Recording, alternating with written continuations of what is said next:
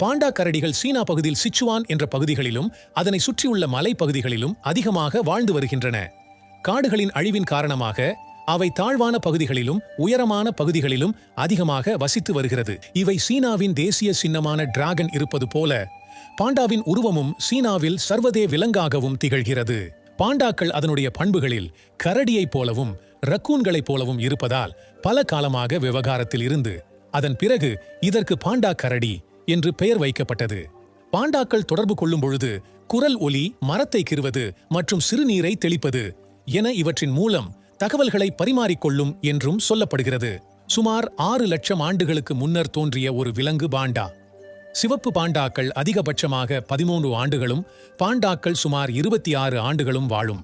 பாண்டா குட்டிகள் பிறந்து 18 மாதங்களில் 45 கிலோ எடையை எட்டும்.